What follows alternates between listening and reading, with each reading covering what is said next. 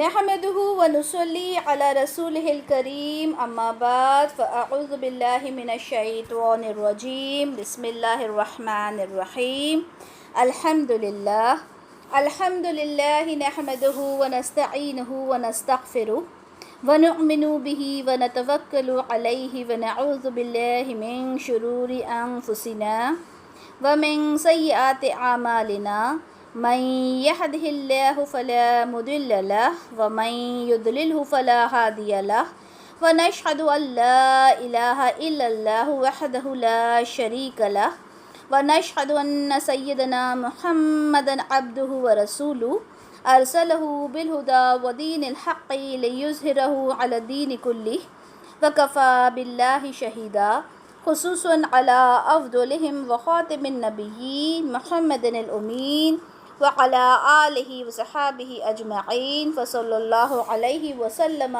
تسليما كثيرا كثيرا أما بعد رب يسر ولا تعسر وتمم بالخير رب اشرح لي صدري ويسر لي أمري واحلل عقدة من لساني يفقهوا قولي ربي زدني علما۔ اچھا، شروع کرنے سے پہلے میں آپ لوگوں کو یہ بتاؤں کہ ہمارا جو کورس کے حساب سے یا ایگزام کے حساب سے جو ہم نے سلیبس لے کے رکھا ہے وہ سورہ 3 تک کا ہے، ٹھیک ہے؟ تو یہ ہماری آخری سورہ ہوگی ابھی تفسیر کے حساب سے۔ انشاءاللہ اس کے بعد سورہ 3 جب کمپلیٹ ہو جائے گی تو اس کے بعد ہم تھوڑا ریویژن بھی کریں گے، اور ریویژن کے علاوہ پھر ہم نے کیا شروع کرنا ہے انشاءاللہ ہم اس کے اوپر بھی ابھی ڈسکس کر کے آپ کو پھر ضرور بتائیں گے۔ اچھا، کل ہم سورہ 3 پڑھ رہے تھے۔ ہم نے سورہ 3 میں یہ دیکھا کہ 3 کا مطلب ہوتا ہے انجیر اور زیتون۔ ہم سب جانتے ہیں زیتون کو زیتون ہی بولتے ہیں اردو میں بھی۔ تو اللہ تعالیٰ نے انجیر کی، زیتون کی، طور سینا کی اور مکہ کی قسم کھائی۔ ان قسموں کو کھانے کا مقصد اللہ کا یہ تھا، یہ سوال بھی میں نے آپ سے پوچھا تھا کہ ان قسموں سے کیا مراد ہے، کیا مطلب ہے۔ مراد کا مطلب ہوتا ہے مطلب، ٹھیک ہے؟ اگر میرا سوال ہوتا ہے نا کئی بار کہ اس سے کیا مراد ہے، مطلب کیا میننگ ہے، یا کیا اس سے آپ میننگ ڈرائیو کرتے ہو۔ اچھا، تو یہاں پر یہ جو قسمیں کھائی گئی اس کا مطلب یہ تھا کہ یہاں پر جلیل القدر پیغمبر انبیاء یہاں پر آئے تھے، اور اسی وجہ سے اللہ تعالیٰ نے ان کی قسمیں کھائی۔ قسم کھانے کا مین مقصد یہ ہوتا ہے کہ اس کو گواہ بنانا۔ ہم کسی چیز کی قسم نہیں کھا سکتے، یہ میں آپ کو ہر لیکچر میں بتاتی ہوں تاکہ آپ اس بات پہ بالکل غور و فکر کریں کہ آپ قسم کھاتے ہیں نا، ہم کہتے ہیں ممی کی قسم، کوئی کہتا ہے ابا کی قسم، کوئی کہتا ہے تمہاری قسم، تو یہ ساری قسمیں کھانا شرک ہے۔ اللہ کی قسم کے علاوہ کسی کی قسم نہیں کھا سکتے، وہ بھی سچی قسم، ٹھیک ہے؟ ضرورت ہو تو آپ قسم کھائیں، سچی قسم ہونا چاہیے، جھوٹی قسم نہیں ہونا چاہیے، نہیں تو پھر اس کا کفارہ ہوتا ہے، وہ ایک الگ ایشو ہے۔ تو قسم صرف اللہ کی کھاتے ہیں، لیکن اللہ تعالیٰ نے ہر چیز کو بنایا ہے۔ اللہ تعالیٰ کسی کو بھی گواہ کے طور پر کھڑا کر سکتے ہیں، اللہ چاہیں تو انجیر کو بھی لا کے کھڑا کر سکتے ہیں، اللہ چاہیں تو طور سینا کو بھی لا کے کھڑا کر سکتے ہیں، اللہ چاہیں گے تو اپنے انبیاء کو لا کے کھڑا کر دیں گے، اللہ چاہیں گے تو عیسیٰ علیہ السلام کو لا کے کھڑا کر دیں گے۔ تو اللہ تعالیٰ تو ہر چیز کو لا کے کھڑا کر سکتے ہیں، تو اللہ کسی بھی چیز کی قسم کھا سکتے ہیں، گواہ بنا سکتے ہیں۔ یہاں پہ جو قسمیں کھائی گئی ہیں، 3 زیتون، طور سینا اور مکہ کی جو قسم کھائی گئی ہے اس سے مراد کیا ہے؟ عیسیٰ علیہ السلام، نوح علیہ السلام اور موسیٰ علیہ السلام۔ پھر اس کے بعد اگر ہم مکہ دیکھیں تو یہاں پہ رسول اللہ صلی اللہ علیہ وسلم ہیں، ابراہیم علیہ السلام ہیں، اسماعیل علیہ السلام ہیں جس نے اس کی بنیاد ڈالی، نیو ڈالی۔ تو ان سب کی قسمیں کیوں کھائی گئیں؟ ان سب کی قسمیں اس لیے کھائی گئیں کہ اللہ تعالیٰ نے یہ بتایا کہ ہم نے انسان کو احسن تقویم پہ پیدا کیا۔ میرا یہ بھی سوال تھا کہ احسن تقویم کیا ہے؟ تو احسن تقویم یہ ہے کہ بہترین ساخت پر پیدا کیا۔ ساخت یعنی اس کا جو فریم بنایا، فریم ہوتا ہے نا ہر چیز کا، ہم کیک بناتے ہیں، کیک کا ایک سانچہ ہوتا ہے جس میں ہم ڈالتے ہیں، ٹھیک ہے؟ یا ہم کوئی مولڈ بناتے ہیں، اس مولڈ کا ہم آئس ٹرے میں ڈالتے ہیں، تو کیا ہوتا ہے؟ آئس کی جو شیپ ہوتی ہے وہ obviously ٹرے کی جو شیپ ہوتی ہے ویسے ہی بن کر آتی ہے نا؟ ہم اس کے اندر ہم جیلی بناتے ہیں، جس شیپ میں ہم جیلی بنائیں گے جیلی نکل کر آ جائے گی۔ اچھا، جیلی کے حوالے سے بھی کہہ دوں کہ اس میں حرام حلال کا بہت زیادہ کانسیپٹ ہوتا ہے، تو اس میں بھی اسے کھانے سے بھی دیکھنا ہوتا ہے۔ جیلی سے ایک دم یاد آیا مجھے۔ خیر، تو ساخت کیا ہوتا ہے؟ فریم ہے نا، کہ کس فریم پہ بنا ہے۔ تو بہترین احسن تقویم کا سوال آتا ہے تو آپ نے بولنا چاہیے تھا اس کا جواب، میں نے ابھی دیکھے نہیں زیادہ، کہ اللہ تعالیٰ نے انسان کو بہترین ساخت پر بنایا، یعنی اس کو خوبصورت بنایا، اسے عقل دی، اسے شعور دیا، اسے ایک اچھی شکل پہ بنایا، ٹھیک ہے، تو ایک بہترین ساخت پر اسے تیار کیا گیا۔ اب انسان اگر یہ کہتا ہے کہ دیکھیں انسان کتنا زیادہ گیا گزرا ہو گیا، انسان کتنا نیچ ہو گیا، انسان کتنا گرتا جا رہا ہے، کہاں کیا ہوتا جا رہا ہے۔ آج کل دیکھیں بچیاں بالکل سیف نہیں ہیں، ہم کہتے ہیں کہ لڑکی رات کو گھر سے باہر نکل رہی ہے تو اس کے ساتھ کیا کچھ ہو رہا ہے، ہم سب دیکھ رہے ہیں کہ آج کل جو ہو رہا ہے، اچھی بچیاں جو گھر سے باہر نکل رہی ہیں، بھروسہ نہیں ہوتا کہ وہ ساتھ خیریت سے گھر آئیں گی یا نہیں، درندگی کی ساری حدیں جو ہیں وہ آدمی پار کر رہے ہیں۔ آدمی ہی کیوں، اگر ہم دیکھیں تو جو ساس ہوتی ہیں وہ بہوؤں کو جلا دیتی ہیں، بہویں ہوتی ہیں ساسوں کو گھر سے نکال دیتی ہیں، عورتیں بھی اس میں شامل ہیں۔ تو انسان جو ہے وہ بہت نیچے درجے پر آتا جا رہا ہے۔ تو اللہ تعالیٰ کہہ رہے ہیں کہ اس میں دیکھیں انسان کو تو اللہ تعالیٰ کہہ رہے ہیں کہ ہم نے تو انسان کو بہت بہترین بنایا تھا، اب انسان اپنے عمل سے کیا ہو رہا ہے، وہ نیچے گرتا جا رہا ہے۔ آیت نمبر 5 ہم کر رہے تھے کل کہ ثم رددناہ اسفل سافلین، کہ انسان جو ہوتا ہے وہ نیچے گرتا جاتا ہے۔ اللہ تعالیٰ سورہ حشر میں فرماتے ہیں کیا تم ان لوگوں کی طرح نہ ہو جانا جنہوں نے اللہ کو فراموش کر دیا اور اس کی پاداش میں اللہ نے انہیں اپنے آپ سے غافل کر دیا۔ اللہ تعالیٰ کہہ رہے ہیں تم ان کی طرح مت ہو جانا جنہوں نے اللہ کو بھلا دیا، اور کیا ہوا، اللہ نے کہا کہ ٹھیک ہے اگر تم مجھے بھلا دیتے ہو تو مجھے بھی تمہاری کوئی ضرورت نہیں، اللہ بھی ان سے غافل ہو جاتا ہے۔ یہ بہت بڑی بات ہے۔ ہوتا کیا ہے کہ ہم جب تک اللہ کو یاد کرتے ہیں اللہ ہمیں یاد کرتا ہے، یہ بہت بڑی بات ہے، سب نے یاد رکھنا ہے۔ بلکہ آپ اپنے گھر میں اپنے بچوں کو یہ بات بتائیں کہ بیٹا جب تک ہم اللہ کو یاد رکھتے ہیں اللہ ہمیں یاد رکھتا ہے۔ ہم اللہ کو اپنی مجلس میں یاد کرتے ہیں، اللہ تعالیٰ اپنے فرشتوں کی مجلس میں ہمیں یاد کرتا ہے۔ لیکن جب ہم اللہ کو بھلا کے بیٹھ جاتے ہیں تو اللہ کہتا ہے پھر مجھے بھی تمہاری کوئی ضرورت نہیں ہے۔ اس لیے ہر لمحہ ہر وقت اللہ کو یاد کرتے رہنا ہے۔ اچھا، جب ہم ناپاک ہوتے ہیں، ٹھیک ہے، جب ہم حیض سے ہوتے ہیں تو اگر ہم بالکل سب چھوڑ دیں، کیونکہ ہم نماز نہیں پڑھ سکتے، ٹھیک ہے، ہم نماز نہیں پڑھ سکتے،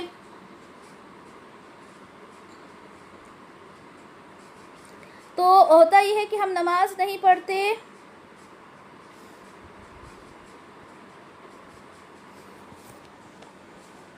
ایک سیکنڈ ہولڈ کیجیے، ہاں۔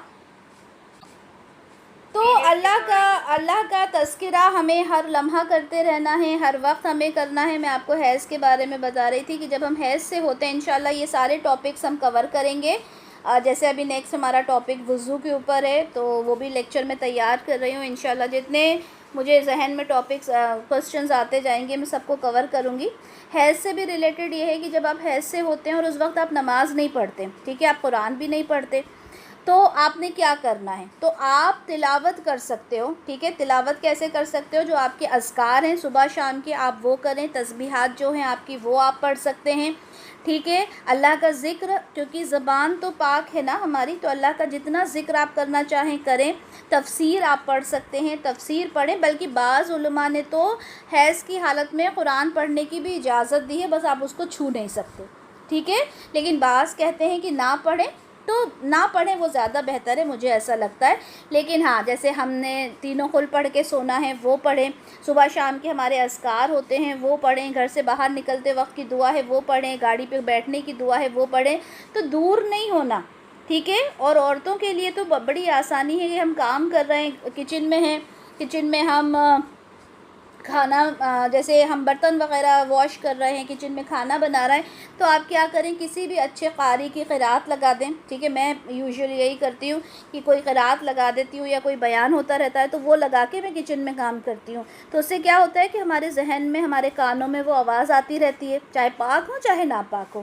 تو ہر لمحہ ہر وقت ہم نے کیا کرنا ہے، اللہ کو یاد کرتے رہنا ہے۔ کیوں؟ کیونکہ جب ہم اللہ کو یاد کریں گے تو اللہ تعالیٰ ہمیں یاد رکھیں گے، اللہ تعالیٰ کہیں گے دیکھو یہ میرا بندہ مجھے ہر لمحہ یاد کرتا ہے۔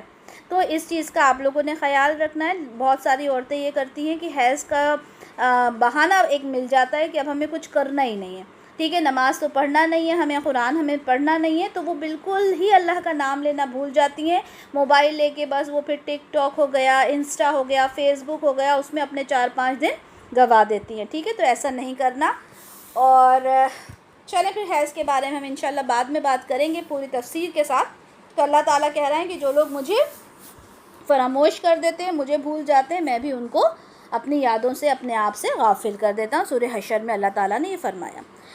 اچھا، اللہ تعالیٰ یہ بھی کہہ رہے ہیں کہ دیکھو میں نے تمہیں بہترین ساخت پہ بنایا، لیکن ہوتا کیا ہے کہ انسان اپنے آپ کو کسی سے نفرت کے تقاضے میں، ٹھیک ہے، کسی سے حسد کے تقاضے میں، اور بہت ساری چیزیں ہیں اپنے آپ کو اور اچھا بہترین بنانے میں بہت ساری غلطیاں ہیں وہ کرنا شروع کر دیتا ہے۔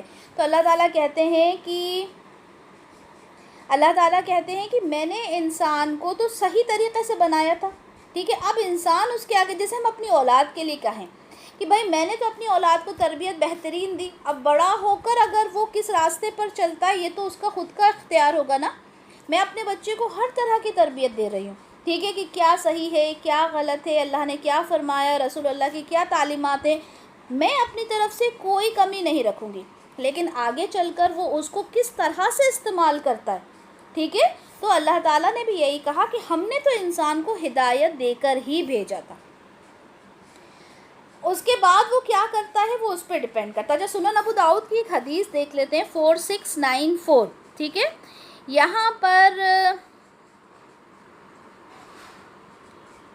اللہ کے رسول فرماتے ہیں کہ اللہ تعالیٰ نے تم میں سے ہر جان کا مقام جہنم یا جنت لکھ دیا ہے، ٹھیک ہے، ہر انسان کے بارے میں یعنی آپ کی اور میرے بارے میں لکھا جا چکا ہے کہ ہمیں جہنم میں جانا ہے یا جنت میں، یعنی وہ بدبخت ہوگا یا سعادت مند۔ اب یہ سوال اگر جب آپ نے سنا تو آپ کے ذہن میں بھی یہی سوال آیا ہوگا جو صحابیوں کے ذہن میں آیا کہ جب لکھا جا چکا ہے کہ ہم جہنم میں جائیں گے یا جنت میں جائیں گے تو ہم کیا کر سکتے ہیں، آتا ہے نا یہ سوال، سب کے ذہن میں آتا ہے۔ تو یہی سوال کیا کہ اللہ کے نبی تو کیا پھر ہم اپنے اس لکھے ہوئے پہ نہ رک جائیں اور عمل کرنا چھوڑ دیں، ہم اسی بات پہ رک جائیں کہ ہمارا تو حساب کتاب لکھا ہے کہ ہم جنت میں جائیں گے یا جہنم میں، تو پھر ہم عمل کیوں کریں، ہم چھوڑ نہ دیں۔ تو رسول اللہ صلی اللہ علیہ وسلم نے فرمایا عمل کیے جاؤ، عمل کیے جاؤ، ہر ایک توفیق دیا گیا، ہر ایک کو توفیق دی گئی ہے کہ وہ کیا کرے گا۔ نیک بختوں کو سعادت کے اعمال کی توفیق دی جاتی ہے اور بدبختوں کو بدبختوں والے اعمال کی توفیق دی جاتی ہے۔ سمجھ میں آیا اللہ تعالیٰ کا کیا کہنا ہے؟ اللہ تعالیٰ نے ہر انسان کی جنت اور جہنم لکھ دی ہے۔ رسول اللہ اس کو ایکسپلین کر رہے ہیں کہ جو عمل کرتا ہے نا انسان وہ بھی اپنی جنت یا جہنم کے اعتبار سے ہی کرتا ہے، یعنی اگر آپ کو اللہ تعالیٰ نے یہ سعادت نصیب فرمائی کہ آپ قرآن کی تفسیر کو سمجھ رہے ہیں تاکہ اپنی زندگی میں عمل کر سکیں، تو یہ بھی اللہ کی طرف سے ہی ہے، ٹھیک ہے۔ اور جو انسان صحیح عمل نہیں کر رہا، برے اعمال ہیں اس کے، چوری کر رہا ہے، جھوٹ بول رہا ہے، قرآن کو پلٹ کے ہی نہیں دیکھ رہا، تو یہ بھی اعمال اس کو توفیق دی گئی ہے، ٹھیک ہے۔ اسی طرح سے ایک اور حدیث دیکھتے ہیں، سلسلۃ الصحیحہ کی حدیث ہے 2708۔ سوال کیا کہ اللہ کے رسول آج لوگ جو عمل کر رہے ہیں اس میں سر توڑ کوشش کر رہے ہیں، یہ ان کا فیصلہ ہو چکا ہے یا مقدر میں لکھا جا چکا ہے، یا اس وجہ سے کہ ان کا نبی ان کے پاس لایا اور آپ ان کے خلاف اسے دلیل بنائیں گے؟ آپ صلی اللہ علیہ وسلم نے کہا اس بات کا فیصلہ ہو چکا ہے، لکھا جا چکا ہے، یعنی جو بھی انسان جو کچھ کر رہا ہے وہ سب کچھ تو لکھا جا چکا۔ تو رسول اللہ نے کہا کہ ہاں اس بات کا فیصلہ ہو چکا ہے، لکھا جا چکا۔ تو اس آدمی نے کہا کہ اللہ کے رسول تب لوگ عمل کس وجہ سے کرتے ہیں؟ وہی سوال، ٹھیک ہے، کہ عمل کیوں کریں جب لکھا جا چکا ہے؟ تو آپ صلی اللہ علیہ وسلم نے فرمایا کہ اللہ تعالیٰ نے جس شخص کو بھی کسی ایک درجے کے لیے پیدا کیا ہے اس کے لیے اس کا عمل آسان کر دیتا ہے، یعنی اللہ تعالیٰ نے اگر انسان کو جنت کے لیے پیدا کیا ہے تو اس کے لیے راستے آسان کر دیتا ہے۔ ہم اپنا ایگزامپل لے لیں، ہم لوگ کہاں کہاں کتنی دور دور بیٹھے ہیں، کوئی بنگال میں ہے، کوئی بہار میں ہے، کوئی بھوپال میں ہے نا، اتنا دور دور بیٹھا ہوا ہے انسان، اور اگر وہ ڈھونڈنے جائے تو اسے تفسیر نہیں ملے گی، اگر ایک جگہ تفسیر مل جائے گی تو تجوید نہیں ملے گی، یہی ہوتا ہے نا لیکن ساری چیزیں جب مل رہی ہیں ایک ہی جگہ تو یہ اللہ کا کرنا ہی تو ہے، اللہ کا کرم ہی تو ہے کہ ہم ان چیزوں کو سیکھ رہے ہیں۔ تو اللہ تعالیٰ ہمارے لیے اگر جنت آسان کرنا چاہیں گے تو ہمارے اعمال بھی، ہمارے راستے بھی اس کے حساب سے کھول دیں گے۔ تو اللہ کیا فرمایا اللہ کے رسول نے کہ اللہ تعالیٰ نے جس شخص کو بھی کسی ایک درجے کے لیے پیدا کیا اس کے لیے اس کے عمل آسان کر دیتا ہے، اور اس کی تصدیق اللہ عز و جل کی کتاب میں بھی ہے۔ اللہ تعالیٰ فرماتے ہیں کہ قسم ہے نفس کی اور اسے درست بنانے کی، پھر سمجھ دی اس کو بدکاری کی اور بچ کر چلنے کی۔ اللہ تعالیٰ نے قرآن میں کیا فرمایا کہ ہم نے انسان کو عقل دی ہے کہ وہ سمجھ کر چل سکے۔ تو یہ سوال جو کرتے ہیں نا کہ جب سارا سب کچھ قسمت میں لکھا جا چکا ہے تو ہم عمل کیوں کریں، تو اس کا جواب امید کرتی ہوں کہ مل گیا ہوگا۔ ابھی بھی کسی کے دماغ میں سوال ہو کہ بھئی ابھی بھی سمجھ میں نہیں آیا، جب لکھا جا چکا تو عمل کیسے کریں، کیوں کریں، یہ تو بات ہمارے ذہن سے اوپر جا رہی ہے۔ بہت سے لوگ اس پر بھی سوال کرتے ہیں۔ تو یہاں صحیح بخاری کی ایک حدیث آپ کو بتاتی ہوں، 3276 رسول اللہ صلی اللہ علیہ وسلم نے فرمایا، تم میں سے کسی کے پاس شیطان آتا ہے اور تمہارے دل میں پہلے تو سوال کرتا ہے فلاں چیز کس نے پیدا کی، فلاں چیز کس نے بنائی، اور پھر سوال کرتے کرتے انسان اس بات پر پہنچ جاتا ہے کہ کس چیز، اس کو کس نے پیدا کیا، اس کو کس نے پیدا کیا، پھر کیا پوچھنے لگتا ہے انسان کہ اللہ کو کس نے پیدا کیا۔ مطلب اس حد تک پھر اس کے سوال ہونے لگتے ہیں۔ جب کسی شخص کو ایسا وسوسہ آئے تو وہ اللہ کی پناہ اس کو مانگنا چاہیے، اعوذ باللہ من الشیطان الرجیم پڑھنا چاہیے۔ تو یہاں پر یہ جو سوال ہوتا ہے نا قسمت کے حوالے سے، عرش کے حوالے سے، تو یہ سوال ہمیں نہیں کرنا چاہیے، کیونکہ جب ہم ان سوالوں میں، ہمیں سوال کرنا چاہیے نماز کیسے پڑھیں، ہمارا سوال ہونا چاہیے کہ یہ اس کا مخرج کیسے نکلے گا، ہمارا سوال ہونا چاہیے کہ روزے میں ہم کیا کریں جس سے ہمارا روزہ قبول ہو، ہمارا سوال ہونا چاہیے کہ حیض کی حالت میں ہم اذکار کیسے پڑھیں، ہمارا سوال یہ ہونا چاہیے کہ وضو ہمارا درست کیسا ہو۔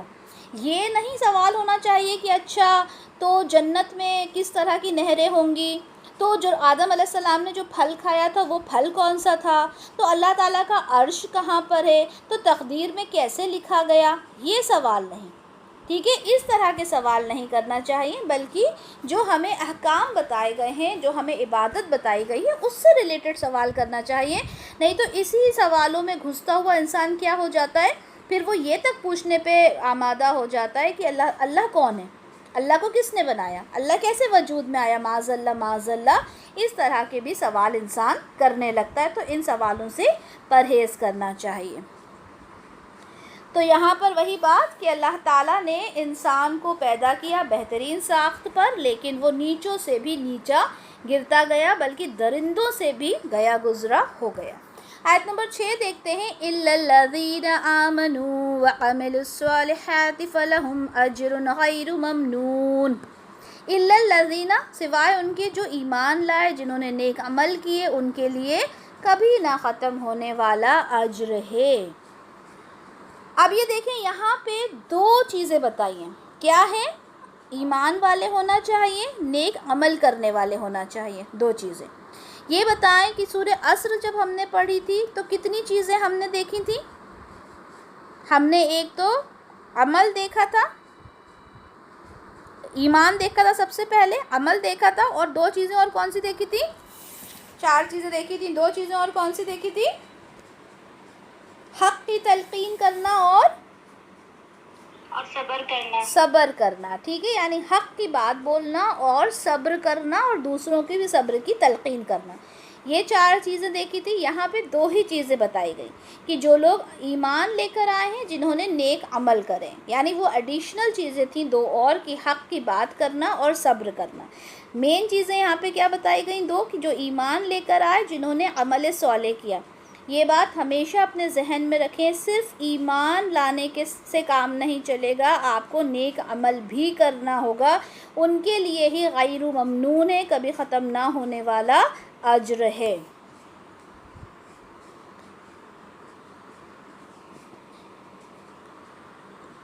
اور اللہ تعالیٰ نے انسان کو دیکھیں بہترین انسان تو بنایا ہی، اور انسان کو کس طرح سے اپنی زندگی گزارنی ہے اس کے لیے کیا کیا اللہ تعالیٰ نے، وقتاً فوقتاً، یعنی ہر وقت میں، ہر ایک پیریڈ آف ٹائم میں اپنے رسولوں کو بھیجا۔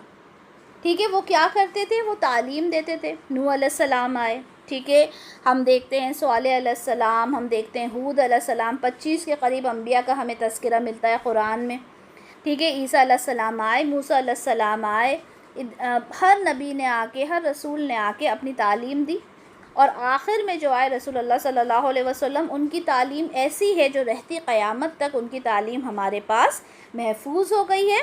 کس کے ذریعے؟ قرآن کے ذریعے اور حدیث کے ذریعے۔ اچھا، کچھ لوگ یہ کہتے ہیں کہ قرآن کو قرآن سے ہی سمجھو، ٹھیک ہے، حدیث کو مت سمجھو، حدیث تو کوئی صحیح ہوتی ہے، کوئی غلط ہوتی ہے۔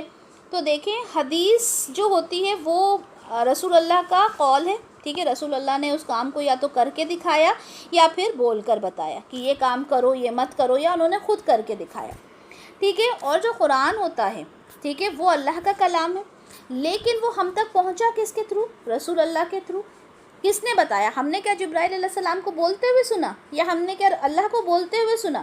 جب کوئی آپ سے یہ سوال کرے نا کہ بھئی حدیث تو چھوڑیں، ہم تو قرآن پہ بس، قرآن کو سمجھ لو وہی کافی ہے، آپ کو ہزاروں لوگ یہ بولتے ہوئے ملیں گے کہ قرآن کو سمجھ لو۔ آپ بتائیں گے ہم تفسیر پڑھتے ہیں، اس میں ہم حدیث اس طرح سے پڑھتے ہیں، اس طرح سے ایکسپلینیشن ہوتا ہے، تو آپ کو آگے سے جواب ملے گا کہ بھئی قرآن کا ترجمہ پڑھ لو وہی بہت ہے، تفسیر تک کون پڑھ سکتا ہے؟ سنا ہوگا آپ لوگوں نے بہت سے لوگوں کو یہ کہتے ہوئے۔ تو انہیں یہ جواب دیا کریں کہ دیکھیں، چاہے قرآن ہو چاہے حدیث ہو، دونوں ہی ہم تک رسول اللہ کے تھرو پہنچی ہیں۔ ہم اس میں یہ نہیں کہہ سکتے کہ قرآن ہم میں اللہ کی طرف سے پہنچ گیا، نہیں، اللہ کی طرف سے قرآن رسول اللہ کو پہنچا تھا اور رسول اللہ کے تھرو ہم تک پہنچا۔ اسی طرح سے حدیث جو ہے، حدیث بھی اللہ کی طرف سے رسول اللہ کو پہنچی اور رسول اللہ کی طرف سے ہمیں پہنچی۔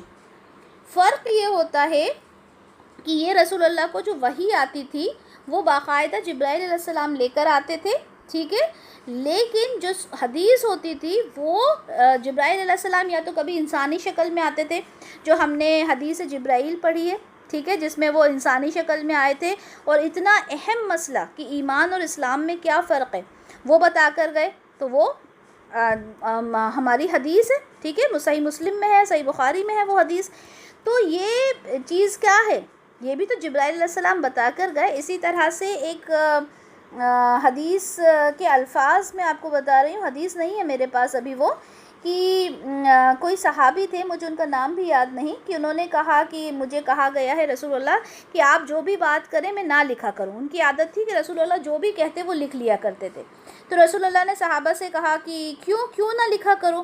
تو کہنے لگے مجھ سے یہ کہا گیا ہے کہ آپ کبھی مطلب کبھی مذاق بھی کرتے ہیں، کبھی ہنستے بھی ہیں، کبھی غصے میں بھی ہوتے ہیں، تو پتہ نہیں آپ کے منہ سے کیا نکل جائے تو میں نہ لکھوں۔ تو رسول اللہ نے کہا لکھا کرو، میری ہر بات جو ہوتی ہے وہ حق ہوتی ہے، سچ ہوتی ہے، اور ہر بات ان کی کس کی طرف سے ہوتی تھی؟ اللہ کی طرف سے، ہر بات اللہ کی طرف سے۔ اب دیکھیں نا، پردے کا حکم آیا، رسول اللہ نے اپنی طرف سے تو نہیں کہا، ٹھیک ہے۔ جو امہات المومنین تھیں وہ بنا چہرے کا پردہ کیے گھر سے باہر نکلتی تھیں، عمر فاروق رضی اللہ عنہ نے ان سے کہا کہ آپ اپنی ازواج کو پردہ کروایا کریں، رسول اللہ نے نہیں کروایا۔ کیوں؟ کیونکہ ان کے پاس حکم نہیں آیا تھا اللہ کی طرف سے، جیسے ہی پردے کی آیت نازل ہوئی آپ نے پردہ کروا لیا، ہے نا۔ اسی طرح سے حضرت عائشہ رضی اللہ عنہ، مجھے نہیں معلوم آپ لوگوں کو یہ واقعات پتہ ہیں یا نہیں پتہ، انشاءاللہ ساری، جب آپ پورا قرآن ایک بار انشاءاللہ پڑھ لیں گے تو ساری چیزیں ہمارے پرانے اسٹوڈنٹس کو پتہ ہوگا۔ جیسے حضرت عائشہ رضی اللہ عنہ، ہم نے سیرت پڑھی تھی الحمدللہ، امہات المومنین کی ہماری بچیوں کو یاد ہوگی پرانی، تو حضرت عائشہ رضی اللہ عنہ ان کے اوپر الزام لگایا تھا معاذ اللہ منافقین نے، ٹھیک ہے، ان کے کیریکٹر کے اوپر۔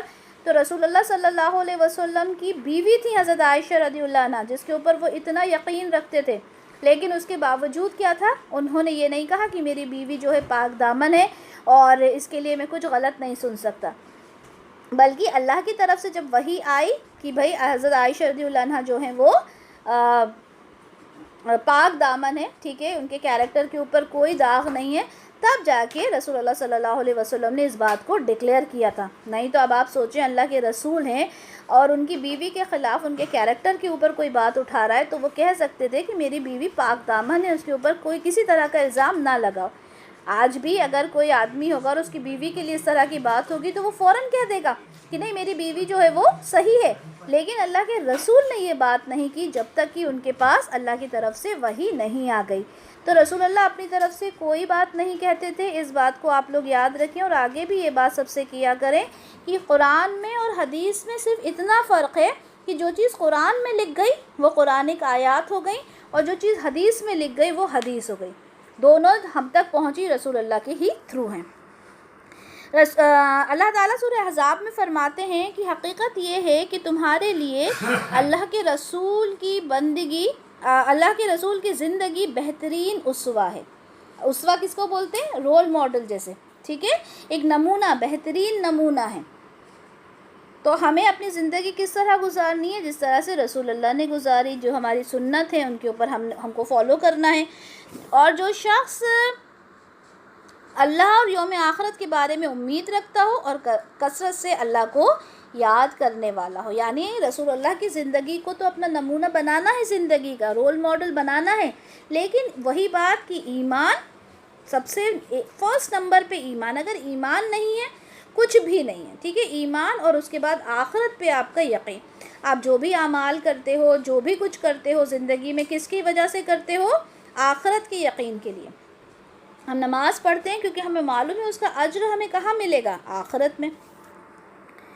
تو اور بہترین عمل کرنے کے لیے آپ کو کیا ضروری ہے کہ آپ کا عقیدہ درست ہونا چاہیے۔ عقیدہ کیا ہونا چاہیے؟ کہ اللہ کے سوا کوئی بھی معبود نہیں ہے۔ عبادت کے لیے ہمارا عقیدہ ہونا چاہیے کہ ہم نے عبادت کرنی ہے تو صرف اور صرف اللہ کی کرنا ہے۔ اور یہ ہمیں کہاں سے پتہ چلتا ہے؟ آبویسلی جب ہم قرآن کو سمجھتے ہیں، پڑھتے ہیں تو ہمیں پتہ چلتا ہے۔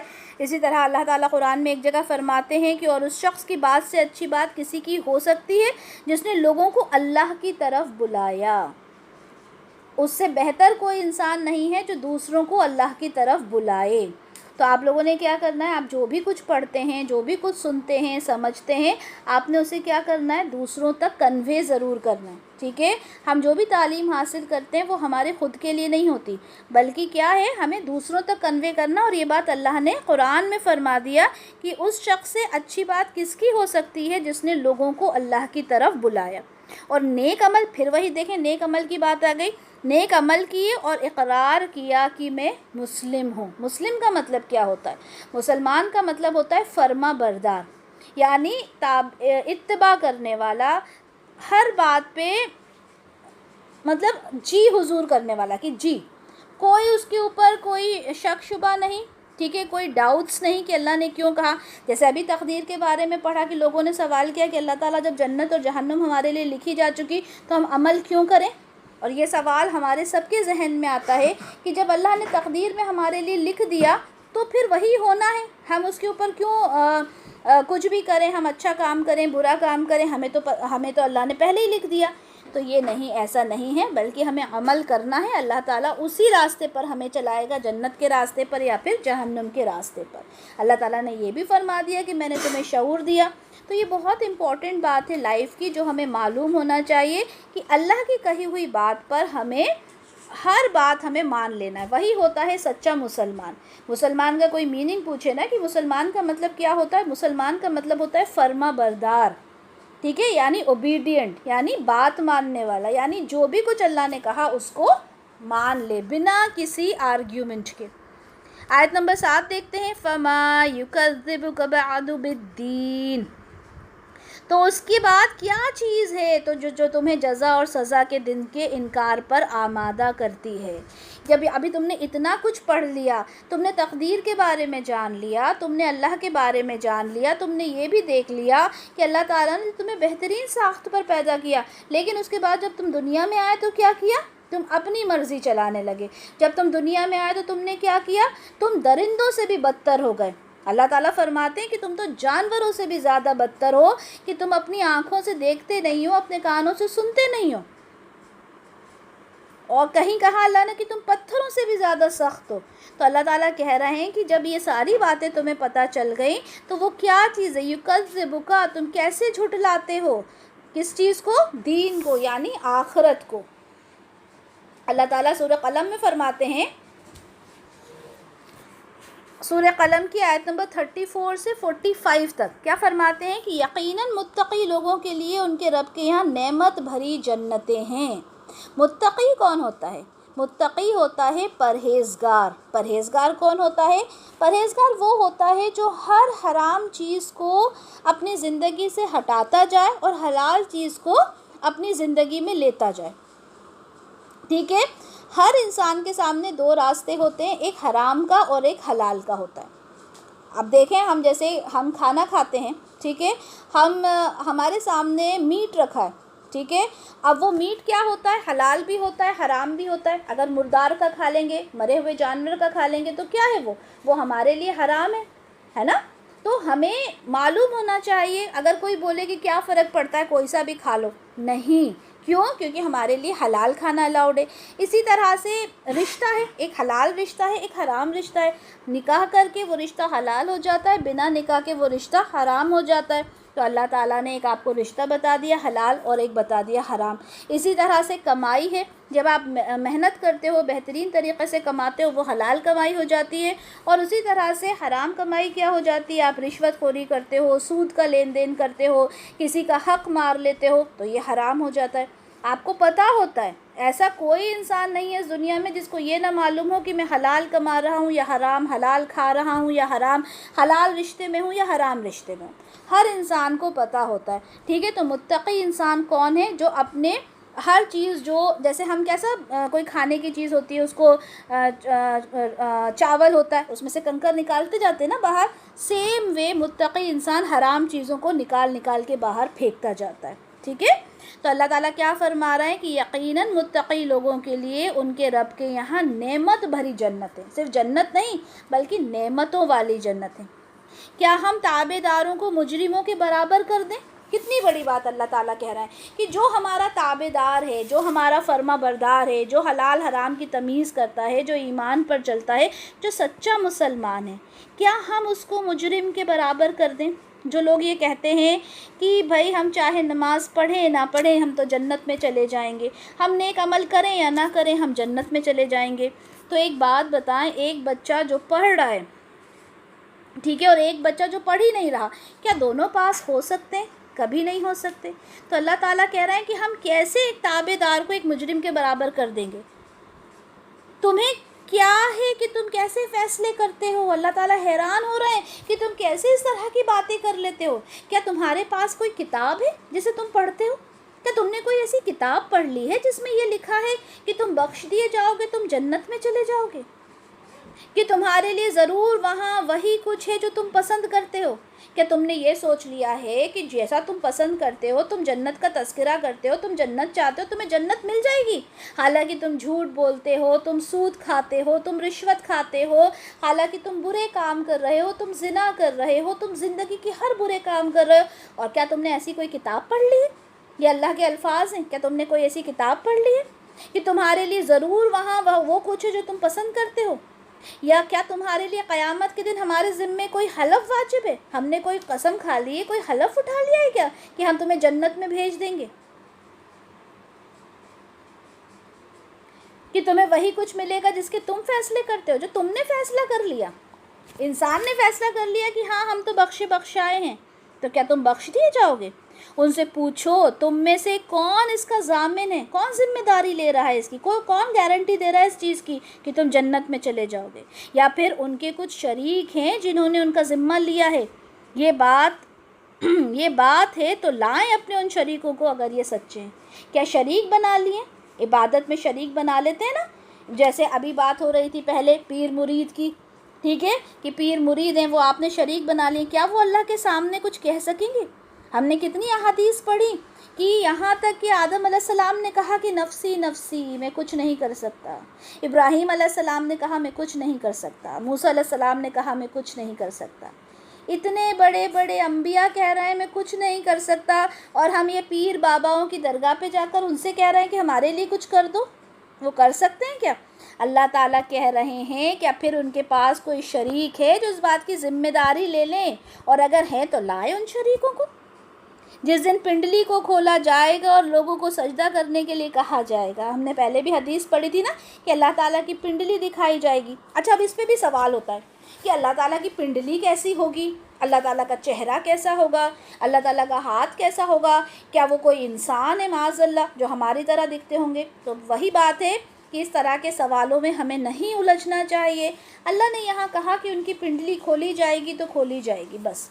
वल्लाहु आलम वो कैसी होगी, क्या होगी, इंसानों जैसी अलग होगी, कुछ अलग उसका शेप होगा, क्या होगा, वल्लाहु आलम। इन चीज़ों में हमें कभी नहीं उलझना। मैंने हदीस सही बुखारी की बताई, जो इन बातों में उलझता है तो फिर क्या होता है, वो आगे बढ़ता बढ़ता कहने लगता है क्या माज़अल्लाह अल्लाह को भी किसी ने पैदा किया है। तो इन चीज़ों में कभी नहीं उलझना। तो अल्लाह ताला कह रहे हैं कि जिस दिन पिंडली को खोला जाएगा और लोगों को सजदा करने के लिए कहा जाएगा, ये लोग सजदा नहीं करेंगे। कौन सजदा नहीं करेगा? जो दुनिया में सजदा नहीं करते थे वो आखिरत में कैसे सजदा कर लेंगे? उनकी निगाहें नीची होंगी, उन पर ज़िल्लत छाई होगी। जब ये सही सालिम थे उस वक्त उन्होंने सजदे के लिए उन्हें बुलाया जाता था, उन्हें कहा जाता था कि सजदा करो, लेकिन वो क्या करते थे? अपनी अय्याशी में मगन थे। अल्लाह उनको बुलाता था कि आओ, मुअज्जिन आवाज़ देता था कि आओ, फलाह के लिए आओ, नमाज के लिए आओ, लेकिन इंसान क्या करता है? अपने कानों को बंद कर लेता है, सुनना चाहता ही नहीं है। फिर जब क़यामत के दिन उनसे कहा जाएगा सजदा करो, तो वो क्या कहेंगे? हम सजदा कर ही नहीं पा रहे। उनकी आँखें जो होंगी वो ज़िल्लत से नीचे हो जाएंगी, उनकी जो पीठ होगी वो अकड़ जाएगी, सजदा नहीं कर पाएंगे वो। क्योंकि जब वो सही सालिम थे उस ज़माने में उन्होंने सजदा नहीं किया। बस ए नबी, तुम इस बात को झुटलाने वालों को मुझ पर छोड़ दो। जो ये बात झुटला रहे हैं ना दुनिया में, उन्हें मुझ पर छोड़ दो। क्योंकि रसूल अल्लाह को बहुत लोगों ने सताया, बहुत परेशान किया, बहुत अजियत पहुंचाई। वो ये चाहते थे कि ये मेरे अपने लोग हैं, कुरैश के लोग हैं, मेरे कबीले के लोग हैं, ये सब दीन को कबूल कर लें। हमारे साथ भी ये होता है, जब हम अपने किसी को देखते हैं नमाज नहीं पढ़ रहे, पर्दा नहीं कर रहे, अल्लाह की आयात को नहीं समझ रहे, हमारा दिल दुखता है जब हमारे ये काम नहीं करते, और ख़ास तौर पे हमारे अपने करते भी नहीं हैं। तो अल्लाह ताला क्या कह रहे हैं कि आप इन्हें छोड़ दें, आप इनको मेरे हवाले कर दें। हम ऐसे तरीक़े से इनको तदरीजन तबाही की तरफ ले जाएंगे कि उनको ख़बर भी नहीं होगी। जो इंसान अल्लाह के रास्ते पर नहीं चलता, अल्लाह के कहे हुए को नहीं मानता, अल्लाह की बात को नहीं सुनता, जो हराम और हलाल में फ़र्क नहीं करता, जो सच्चाई के रास्ते पर नहीं चलता, अल्लाह ताला क्या कह रहे हैं? हम उन्हें धीरे धीरे, तदरीजन, ग्रेजुअली, धीरे धीरे हम तबाही की तरफ लेकर जाएंगे, उनको पता भी नहीं चलेगा। मैं उनकी रस्सी दराज कर रहा हूँ। अगर कोई इंसान आपको बहुत खुश व खुर्रम नज़र आए, बहुत ज़्यादा बहुत कामयाब नज़र आए, ठीक है, और वो अल्लाह को नहीं मानता, अब वो नमाज़ें नहीं पढ़ रहा, तो आप ये ना सोचें कि अल्लाह ताला इसको इतना नवाज रहा है, हो सकता है अल्लाह को इसकी कोई अदा पसंद आ गई हो। नहीं, आप नहीं जानते। पहली बात तो आप इस चीज़ का फ़ैसला कर ही नहीं सकते कि अल्लाह ताला इससे खुश होकर इसको नवाज रहा है या इससे अल्लाह ताला इससे गुस्सा है, अल्लाह ताला इससे नाराज़ है। क्योंकि अल्लाह ताला क्या कह रहा है? मैं उनकी रस्सी दराज कर रहा हूँ, मेरी चाल बड़ी ज़बरदस्त है, मेरी प्लानिंग बड़ी ज़बरदस्त है, मैं इनकी रस्सी को दराज कर देता हूँ। जब अल्लाह ताला बहुत नवाजे तो इंसान को ये सोचना चाहिए कि अल्लाह ताला तूने इतना दिया, इतना दिया, अल्लाह ताला ये तेरी रहमत ही है ना। और फिर अपने आप से सवाल करे इंसान, अपना इंट्रोस्पेक्शन करे कि हाँ मैं अल्लाह के रास्ते पर चल रही हूँ, अल्लाह ताला मुझे खुश होकर दे रहा है। इसी तरह से एक और सूरह है सूरह जासिया। इसमें क्या वो लोग जिन्होंने बुराइयों का इर्तिकाब किया है वो समझ बैठे हैं कि उन्हें और ईमानदार नेक अमल करने वालों को एक जैसा कर देंगे, उनका जीना मरना यकसा हो जाएगा। कैसे इंसान ये समझता है कि एक इंसान जो बुराइयां करता चला जा रहा है और एक इंसान जो नेक काम करता चला जा रहा है, दोनों को बराबर मिल जाएगा। एक इंसान महीना भर मेहनत करके सैलरी लेता है और एक इंसान कुछ नहीं कर रहा, अगर दोनों को बराबर सैलरी मिल जाए तो कैसा फ़ील होगा मेहनत करने वाले को कि इसने तो कुछ भी नहीं किया था, इसको कैसे सैलरी मिल गई? पूरी नहीं दी जाती ना, पूरी सैलरी काम के अकॉर्डिंग, पोजीशन के अकॉर्डिंग सैलरी मिलती है। तो अल्लाह ताला कैसे कर देगा कि एक अच्छा काम कर रहा है और एक बुरा काम कर रहा है, दोनों को बराबर मिल जाए? बुरा फ़ैसला है जो ये लोग करते हैं, जो लोगों ने सोच लिया ना कि हम तो कामयाब हो जाएंगे, نہیں، یہ بہت برا فیصلہ ہے۔ اللہ نے آسمانوں اور زمینوں کو برحق پیدا کیا ہے تاکہ ہر نفس نے جو کچھ کیا ہے اس کا بدلہ دیا جائے، ان پر کوئی ظلم نہیں ہوگا۔ انسان جو کچھ کرتا ہے اس کا فیصلہ اس کے اکارڈنگ دیا جائے گا، کیونکہ اللہ ظالم نہیں ہے، اللہ ظلم نہیں کرتا۔ پھر کیا تم نے کبھی اس شخص کے حال پر غور کیا جس نے اپنی خواہش نفس کو اپنا الہ بنا لیا؟ اب دیکھیں، ایک تو الہ ہوتا ہے کسی پیر بابا کی پوجا کرنا، کسی پتھر کی پوجا کرنا، کسی جانور کی پوجا کرنا، کسی پیڑ کی پوجا کرنا، سورج چاند کی پوجا کرنا، ٹھیک ہے، وہ ایک پوجا الگ ہوتی ہے۔ لیکن یہاں پہ کیا کہا؟ جس نے اپنے خواہش نفس کو ہی اپنا الہ بنا لیا۔ خواہش نفس یعنی آپ کی خواہشات۔ انسان برا کام کب کرتا ہے؟ انسان کب غلط طریقے پہ پہنچ جاتا ہے؟ جب وہ اپنی خواہش نفس کے اوپر کنٹرول نہیں کر پاتا۔ انسان کیسے حلال چھوڑ کے حرام پہ پہنچ جاتا ہے؟ جب وہ اپنے خواہش نفس کی حفاظت نہیں کر پاتا۔ تو جس انسان نے خواہش نفس کو اپنا الہ بنا لیا اور اللہ نے علم کے باوجود اسے گمراہی میں پھینک دیا۔ علم اللہ نے سب کو دیا۔ کون ہے اس دنیا میں جس کو یہ نہیں معلوم کہ مرنے کے بعد ہمارا فیصلہ کیا جائے گا؟ کون ہے اس دنیا میں جسے یہ نہیں معلوم کہ یہ قرآن ایک ایسی کتاب ہے جس میں ہر فلسفہ لکھا ہے، لیکن قرآن کو ہم پڑھتے ہی نہیں؟ تو اللہ تعالیٰ کہہ رہا ہے کہ علم کے باوجود وہ گمراہی میں پھینک دیا جاتا ہے، اس کے دل اور کانوں پر مہر لگا دی جاتی ہے۔ اب آپ دیکھیں، آپ کسی کو سمجھائیں، سامنے والا سننے کو تیار ہی نہیں ہوتا، ایسا لگتا ہے جیسے اس کے کانوں پر مہر لگ گئی ہو۔ یہ اللہ کی طرف سے ہوتی ہے، اس کی آنکھوں پر پردہ ڈال دیا جاتا ہے۔ اب بتاؤ، اللہ کے بعد اور کون ہے جو اس کو ہدایت دے سکتا ہے؟ کیا تم لوگ کوئی سبق نہیں سیکھتے؟ کیا ان ساری باتوں سے تمہیں کوئی سبق نہیں ملتا؟ یہ لوگ کہتے ہیں کہ زندگی بس یہی ہماری دنیا کی زندگی ہے، یہی ہمارا مرنا، یہی ہمارا جینا ہے، کیونکہ آخرت کو نہیں جانتے۔ جو انسان آخرت کو جانے گا وہ کیا کرے گا؟ وہ اللہ کے حساب سے چلنا چاہے گا۔ وہ کہتے ہیں یہی ہمارا جینا، یہی ہمارا مرنا ہے، اور گردش ایام کے سوا کوئی چیز جو ہمیں ہلاک نہیں کرتی۔ حقیقت یہ ہے کہ ان کے پاس علم نہیں ہے، محض گمان کی بنا پر یہ باتیں کرتے ہیں۔ خالی گمان ہے ان کا کہ ہمارے ساتھ کچھ نہیں ہوگا، کیونکہ ان کے پاس علم نہیں ہے، وہ سمجھتے نہیں ہیں۔ اور جب ہماری واضح آیات انہیں سنائی جاتی ہیں تو ان کے پاس اس کے سوا کوئی حجت نہیں ہوتی کہ اٹھا لاؤ ہمارے باپ دادا کو اگر تم سچے ہو۔ جب مشرکین کفار سے جب یہ کہا جاتا تھا کہ جو مردہ ہیں وہ ایک دن اٹھائے جائیں گے اور وہ بات کریں گے، ان کا اعمال نامہ انہیں دیا جائے گا، تو وہ کیا کہا کرتے تھے؟ اچھا اگر ایسا ہے تو ہمارے باپ دادا کو اٹھا کے لے آؤ قبروں سے اور ان کو بلوا کے دکھا دو۔ اس طرح کی حجت وہ کیا کرتے تھے۔ اے نبی، ان سے کہہ دیجئے کہ اللہ ہی تمہیں زندگی بخشتا ہے، پھر وہی تمہیں موت دیتا ہے، وہی تم کو قیامت کے دن جمع کرے گا جس کے آنے میں کوئی شک نہیں، مگر اکثر لوگ نہیں جانتے۔ تو رسول اللہ سے کیا کہا کہ آپ ان سے حجت نہ کریں، ان سے کہہ دیں کہ اللہ ہی ہے جو قیامت کا دن لے کر آئے گا، اللہ ہی ان کو ایک دن اٹھائے گا، اس میں کوئی شک نہیں ہے کہ قیامت آئے گی، کہنے دیں۔ اگر وہ آپ سے یہ حجت کرتے ہیں کہ ہمارے باپ دادا کو اٹھا کے دکھا دو تو کرنے دیں ان کو حجت۔ اللہ ہی ہے جو قیامت کا دن اللہ نے مقرر کر رکھا ہے۔ زمین اور آسمانوں کی بادشاہی اللہ کے پاس ہے۔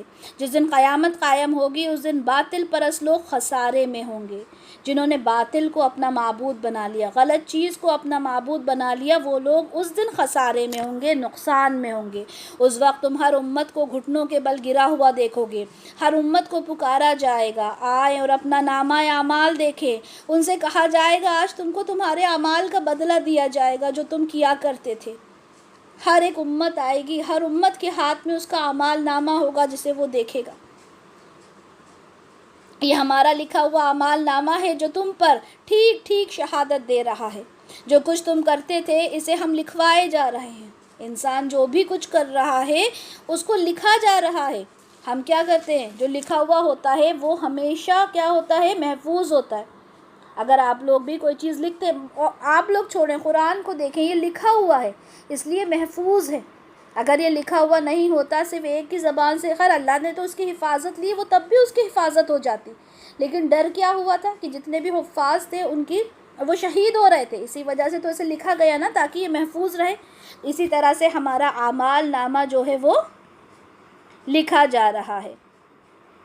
پھر جو لوگ ایمان لائے نیک عمل کرتے رہے، پھر وہی بات یہاں پہ بھی کیا آیا، جو ایمان لائے نیک عمل کرتے رہے انہیں ان کا رب اپنی رحمت میں داخل کرے گا۔ یہی واضح کامیابی ہے۔ اصل کامیابی نہ دولت ہے، اصل کامیابی نہ گاڑی بنگلہ ہے، اللہ تعالیٰ جب تمہیں اپنی رحمت میں داخل کر لے وہی اصل کامیابی ہے۔ اور جن لوگوں نے کفر کیا تھا ان سے کہا جائے گا کیا میری آیات تم کو نہیں سنائی جاتی تھی؟ تم نے تکبر کیا، تم مجرم بن گئے۔ اور جب کہا جاتا تھا کہ اللہ کا وعدہ برحق ہے اور قیامت کے آنے میں کوئی شک نہیں، تو تم کہتے تھے ہم نہیں جانتے قیامت کب آئے گی، ہم تو بس ایک گمان سا رکھتے ہیں، ہمیں یقین نہیں تھا۔ اس وقت ان پر ان کی ہوئی برائیاں کھول دی جائیں گی اور وہ اسی کے پھیر میں آ جائیں گے جس کا وہ مذاق اڑایا کرتے تھے۔ ان سے کہہ دیا جائے گا کہ آج ہم بھی تمہیں اسی طرح بھلائے دیتے ہیں جس طرح تم اس دن کی ملاقات کو بھول گئے تھے۔ تمہارا ٹھکانہ دوزخ ہے، کوئی تمہاری مدد کرنے والا نہیں ہے۔ یہ تمہارا انجام اس لیے ہوا کہ تم نے اللہ کی آیات کو مذاق بنا دیا اور تمہیں دنیا کی زندگی نے دھوکے میں ڈال دیا، لہٰذا آج نہ وہ دوزخ سے نکالے جائیں گے اور نہ ان سے کہا جائے گا کہ معافی مانگ کر اپنے رب کو راضی کر لو۔ اس دن معافی بھی نہیں ہے، اس دن کچھ نہیں ہے، اس دن صرف انصاف ہوگا۔ اس دن اللہ تعالیٰ صرف انصاف کریں گے۔ الیس اللہ بأحکم الحاکمین، اللہ تعالیٰ کہہ رہے ہیں کیا میں سب سے بڑا حاکم نہیں ہوں؟ کیا میں سب سے بڑا حاکم یعنی جج جس کو ہم بولتے ہیں، ہم دنیا کے جج کو دیکھتے ہیں کہ وہ کیا کرتا ہے، فیصلہ کرتا ہے، تو اللہ تعالیٰ کہہ رہا ہے کہ میں کس طرح سے ایک مجرم کو اور ایک ایماندار کو ایک فیصلے میں ایک ترازو میں تول دوں۔ اللہ تعالیٰ کہتا ہے کہ اب میں سب سے بڑا حاکموں سے بڑا حاکم نہیں ہوں۔ الیس اللہ بأحکم الحاکمین۔ حضرت ابو ہریرہ رضی اللہ عنہ بیان کرتے ہیں کہ رسول اللہ نے فرمایا جب تم میں سے کوئی سورہ 3 پڑھے والتین والزیتون پڑھے اور جب اس کے آخری میں الیس اللہ بأحکم الحاکمین پڑھے، یعنی کیا میں سب حاکموں سے بڑا حاکم نہیں ہوں، تو کیا کہنا چاہیے؟ بلا وَأَنَا عَلَى ذَلِكَ مِنَ الشَّاهِدِينَ، کیوں نہیں؟ بلا کا مطلب ہوتا ہے کیوں نہیں، وَأَنَا اور میں، عَلَى اس پر، عَلَى ذَلِكَ اس پر، مِنَ الشَّاهِدِينَ میں شاہد ہوں، میں گواہ ہوں، کیوں نہیں؟ اللہ سب سے بڑا حاکم ہے اور میں اس پر گواہ ہوں۔ رسول اللہ نے کہا جب کوئی یہ پڑھے الیس اللہ بأحکم الحاکمین تو اسے کہنا چاہیے بلا وَأَنَا عَلَى ذَلِكَ مِنَ الشَّاهِدِينَ، یعنی ہاں میں اس چیز پہ گواہ ہوں اللہ کہ آپ کے سوا کوئی بھی معبود نہیں۔ تو اللہ تعالیٰ کا